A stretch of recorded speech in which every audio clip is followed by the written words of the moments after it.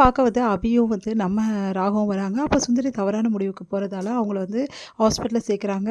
அங்க வந்து சுந்தரி வந்து எல்லார்கிட்டயும் சொல்றாங்க, "நீங்க எல்லாரும் வந்து என்ன வெறுத்துட்டீங்க.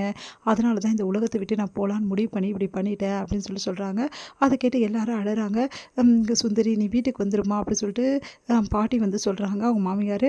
எல்லாருமே வந்து சரி சுந்தரி வீட்டுக்கு கூட்டின்னு போயிடலாம்னு சொல்லிட்டு வீட்டுக்கு கூட்டின்னு போயிடுறாங்க. அவங்க அம்மா வந்து நெனச்சு பையன் வந்து நம்ம ஆகாஷ் வந்து அழறாரு. "அம்மா என்ன மன்னிச்சிடுமா. அதுக்காக இப்படிலாம் பண்ணாதம்மா. ப்ளீஸ்மா. உன்ன நான் வெறுத்தது உண்மைதான். நீ என்னை விட்டு போகணும்னு நினைக்கலம்மா. ஏம்மா இப்படிலாம் பண்ற?" அப்படின்னு சொல்லிட்டு ஆகாஷ் கதறாரு. ஆகாஷ்க்கு வந்து ஆறுதல் சொல்றாங்க அனு. இங்க வந்து எல்லாருமே வந்து நினச்சு பார்த்து ரொம்ப மனசு கஷ்டப்படுறாங்க சுந்தரிய. சுந்தரி வந்து அப்பா நல்ல காலம் எல்லாருமே என்னை ஏற்றுக்கிட்டாங்க. எனக்கு இது போதும். இதுக்கப்புறம் தானே இருக்குது என் ஆட்டத்த ஆரம்பிக்க போகிறேன் அப்படின்னு சொல்லிட்டு யோசிக்கிறாங்க. "ஏன் அத்தை உண்மையாகவே இப்படிலாம் பண்ணீங்க? நான் பொய் அதெல்லாம் நடிக்க சொன்னேன்" அப்படின்னு சொல்லிட்டு முரளி கேட்குறாரு.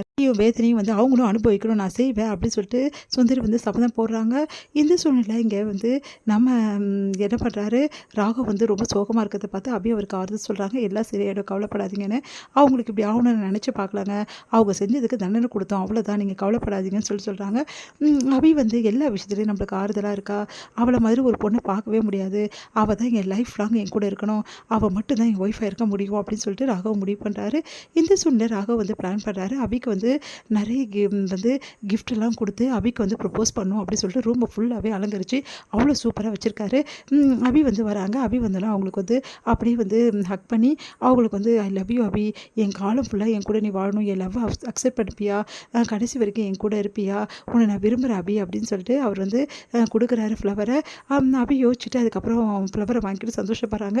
2 பேருமே அப்படியே ஹக் பண்ணிக்கிறாங்க. இது எல்லாத்தையும் ராகவ் நினச்சி பார்க்குறாரு. அபி கண்டிப்பாக என்னோட லவ் அக்செப்ட் பண்ணுவா அப்படின்னு சொல்லிட்டு சந்தோஷம் அடைகிறாரு. இந்த சூழ்நிலை அபியை கூட்டிகிட்டு வரதுக்காக ஹாலுக்கு போகிறாரு. அங்கே எல்லாருமே உட்காந்துருக்காங்க. அப்போ வந்து எல்லாருமே பேசிகிட்டு இருக்காங்க. அப்போ அபியை பார்க்குறாரு. அபி வந்து நான் எங்கள் அம்மா வீட்டுக்கு போகலான்னு இருக்கேன் அப்படின்றாங்க. அதை கேட்டு எல்லாம் அதிர்ச்சி அடைகிறாங்க. என்னம்மா திடீர்னு அப்படின்னோடனே, எனக்கு மனசே சரியில்லை, கொஞ்ச நாள் எங்கள் அம்மா வீட்டுக்கு போகிறேன், நான் கொஞ்ச நாள் அங்கே இருந்துட்டு வரேன் அப்படின்னு. என்ன அபி இப்படி பண்ணிட்டா, அவளுக்கு நம்ம லவ் ப்ரப்போஸ் பண்ணணும்னு நினச்சோமே, இப்போ போகிறேன் அபி ப்ளீஸ் அபி போவேனா, நாளைக்கு வேணா இருந்து விடுறேனே. இல்லை ராகவ் நான் இப்போவே போய் ஆகணும் அப்படின்னு சொல்லிட்டு கிளம்புறாங்க. இதை பார்த்து ராகவ் ஒன்றுமே புரியாமல் யோசிக்கிறாரு. எதுக்காக திடீர்னு அபி வந்து அம்மா வீட்டுக்கு போகணும்னு யோசிக்கிறா அப்படின்னு சொல்லிட்டு, நம்ம லவ் ப்ரப்போஸ் பண்ணணும்னு நினைக்கும் போது இந்த மாதிரி நடக்குது, இப்போ நான் என்ன பண்ணுறது அப்படின்னு சொல்லிட்டு செம்மையாக டென்ஷன் ஆகிறாரு. அவரால் தாங்கிக்கவே முடியல. உடனே வந்து அபிக்கிட்ட வந்து போக விடாமல் தடுக்கலாமா, இல்லை நம்மளும் கூட போகலாமா அப்படின்னு சொல்லிட்டு யோசிச்சுட்டு இருக்காரு. இங்கே வந்து முரளி வந்து எதுக்கு திடீர்னு அம்மா வீட்டுக்கு போகிறா அபி, வேறு ஏதாவது பிளான் பண்ணுறாளா நம்மளை வந்து ஒரு வழி பண்ணுறதுக்கு அப்படின்னு சொல்லிட்டு யோசிச்சுட்டு இருக்காரு. உடனே வந்து அனு கேட்குறாங்க, என்ன அபி திடீர்னு அம்மா வீட்டுக்கு போகணுன்ற, நானும் வரட்டானே, இல்லை நான் மட்டும் போகிறேன், நீ இங்கே இரு அபி அனு அப்படி சொல்கிறாங்க. அது கேட்டு அனு யோசிக்கிறாங்க. அபி மனசில் ஏதோ இருக்குது, ஆனால் என்ன இருக்குன்னு கண்டுபிடிக்க முடியலையே அப்படின்னு சொல்லிட்டு அனு யோசிச்சுட்டு இருக்காங்க. இங்கே வந்து ராகவ் பார்த்து நான் கிளம்புறேன்னு சொல்லிட்டு கிளம்புறாங்க.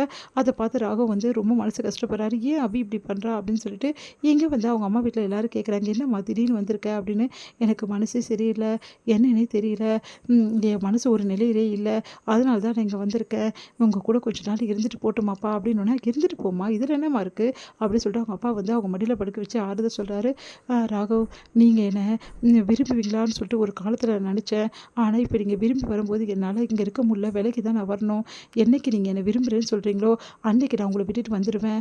நீங்கள் என்னை புரிஞ்சுக்கிட்டாலும் சரி புரிஞ்சுக்கிட்டாலும் சரி, ஆனால் உண்மையை நிரூபிச்சுட்டு கண்டிப்பாக நாங்கள் வந்துடுவேன். எனக்கு நல்லாவே தெரியும் நீங்கள் இப்போ என்னை புரிஞ்சுக்கிட்டீங்க, ஆனால் வந்து உண்மையை நான் நிரூபிச்சு தான் உங்ககிட்ட நெருங்குவேன் அப்படின்னு சொல்லிட்டு இருக்காங்க அபி மனசுலேயே.